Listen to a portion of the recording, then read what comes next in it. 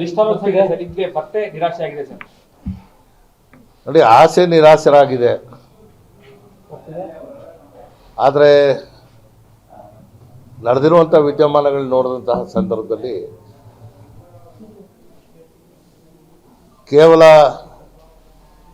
ರಾಹುಲ್ ಗಾಂಧಿಗೆ ಅನ್ನಲಾದಂತಹ ಒಂದು ಪದ ಬಳಕೆ ಮಾಡಿದ್ದಕ್ಕೆ KN ರಾಜಣ್ಣ ಅವರಿಗೆ ತತ್ಕ್ಷಣದಲ್ಲೇ ವಜಾ ಮಾಡುವಂತಹ ಕೆಲಸ ಮಾಡಿದರು.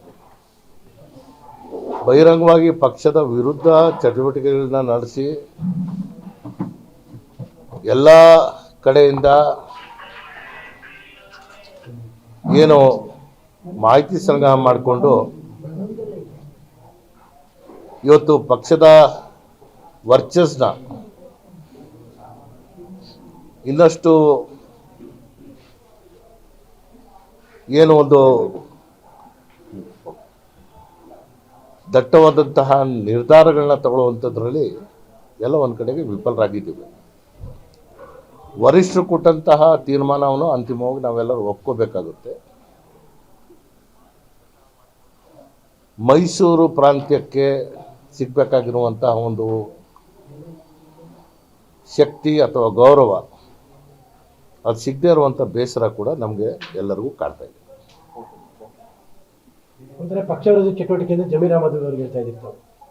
ಇಲ್ಲ, ಬರೀ ಒಂದೇ ಅಂತಲ್ಲ, ಈಗ ಅನೇಕ ಸನ್ನಿವೇಶಗಳಲ್ಲಿ ಈಗ ಯಾರ್ಯಾರು ಪಟ್ಟಿನಲ್ಲಿದ್ದಾರೆ ಅದನ್ನು ನೋಡಿದಂತಹ ಸಂದರ್ಭದಲ್ಲಿ ಇದು ಆಶಾದಾಯಕವಾದಂತಹ ಪಟ್ಟಿ ಅಲ್ಲ, ನಿರಾಶೆವಾಗುವಂತಹ ಪಟ್ಟಿ ಆಗಿರುವಂಥದ್ದು. ನಮ್ಗೆ ಯಾಕೆ ತಪ್ಪು ಕೈ ತಪ್ಪು ಅಂತ ಇಲ್ಲ, ನಾನು ಅದನ್ನು ವಿಶ್ಲೇಷಣೆ ಮಾಡೋಕ್ಕೆ ಹೋಗಲ್ಲ. ಸಂದರ್ಭ ಬಂದಾಗ ನಾನು ಮಾತಾಡ್ತೇನೆ. ಇವತ್ತು ರಾಜ್ಯದ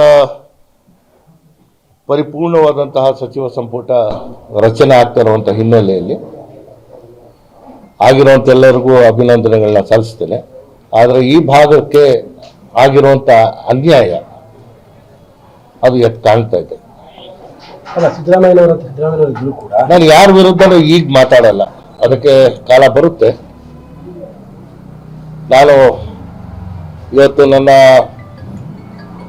ಕೋಪ ಆಗಿರ್ಬೋದು, ಕ್ರೋಧ ಆಗಿರ್ಬೋದು, ನಿರಾಸರಾಗಿರುವಂತಹ ನೊಂದಿರುವಂತಹ ಮನಸ್ಸಿರ್ಬೋದು, ಆ ಯಾವುದೇ ಪದಗಳ ಬಳಕೆ ಮಾಡಿದೆ ನಾನು ಕಾಂಗ್ರೆಸ್ಸಿನ ಶಿಸ್ತಿನ ಸಿಪಾಯಿಯನಾಗಿ ನನ್ನ ಪಕ್ಷದ ಜೊತೆ ಇದ್ದೇನೆ. ಆದರೆ ನನ್ನ ಮೇಲೆ ಇರುವಂಥ ಒತ್ತಡವನ್ನು ನನ್ನ ಅಭಿಮಾನಿಗಳು ಮತ್ತು ಕಾರ್ಯಕರ್ತರು ತಗೊಳ್ಳುವಂಥ ನಿರ್ಧಾರಗಳನ್ನ ನಾನು ಕಾದು ನೋಡ್ತೀನಿ. ಅಲ್ಲ, ಯಾಕೆಂದ್ರೆ ಪಕ್ಷ ನಿಷ್ಠರಾಗಿದ್ದೇ ತಮಗೆ ಮುಳ್ಳಾಗೋಯ್ತು ಅಂತ. ನೋಡಿ, ಯಾವುದೇ ಸಂದರ್ಭದಲ್ಲೂ ಪಕ್ಷದ ಮೇಲೆ ಯಾವುದೇ ರೀತಿಯ ಒತ್ತಡ ಹಾಕಬಾರ್ದು.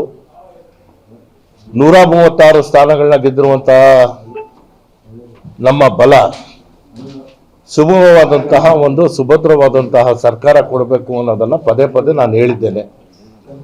ಯಾವುದೇ ವರಿಷ್ಠರಿಗೆ ನಾನು ಒತ್ತಡ ಏರುವಂತಹ ಕೆಲಸನೂ ಮಾಡಿಲ್ಲ. ಬಹುಶಃ ನನ್ನ ಪ್ರಾಮಾಣಿಕತೆ ಮತ್ತು ನಿಷ್ಠೆ